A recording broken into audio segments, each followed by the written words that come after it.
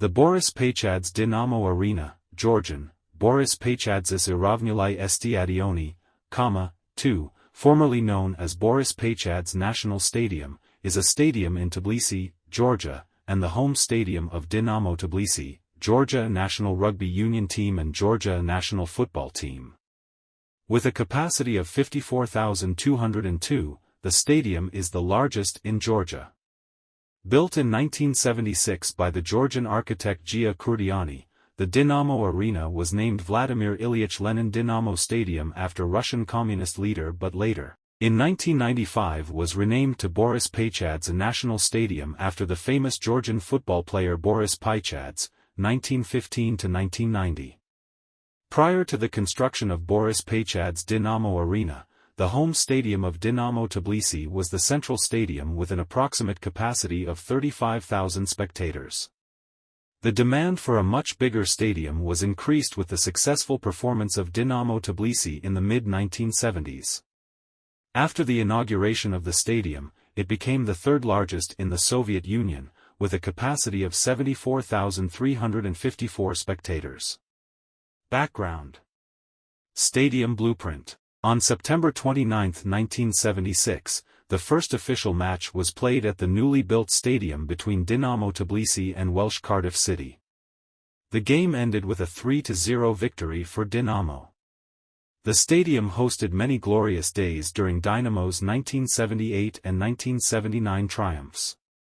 Holding lighted torches, 80,000 fans came in 1981 just to congratulate the 1980-81 European Cup winners' Cup-winning team Dinamo Tbilisi. The Dinamo Arena is now one of the largest stadiums in Eastern Europe. Most of the seats in the second tier are covered by the roof. The USSR national football team played several international matches on the Dinamo Arena. Football clubs Spartak Moscow, Dynamo Kiev and Dynamo Moscow often played their autumn international matches at the stadium. 100,000 fans attended the opening game of the first Georgian Championship match between FC Dinamo Tbilisi and FC Khalkidi, 1913 Poti. The record attendance was in 1979, when 110,000, citation needed, gathered to help Dinamo beat Liverpool FC 3 o'clock to go through to the European Champion Clubs Cup quarter-final, and in 1995, Georgia-Germany 0-2, UEFA Euro 1996 qualifying match. In the Soviet Union, the stadium had the record for the highest average attendance, around 65,000 per game. In 1995, the stadium was renamed to Boris Pachads National Stadium, after the former Georgian football player. The national stadium has been the home ground of the Georgian national football team for several years. Georgia achieved memorable wins against Wales, 5-0, and Poland, 3-0. The stadium was refurbished in 2006 and became an all-seater stadium. This reduced the capacity to 54,549. On August 11, 2015, the stadium hosted UEFA Super Cup match between FC Barcelona and Sevilla FC. History. Dinamo Stadium in 1935. The newly built Dinamo Stadium, housing 23,000 spectators, was inaugurated in Tbilisi in 1936. The author of the project design was architect Gia-Kurdiani, the Elder.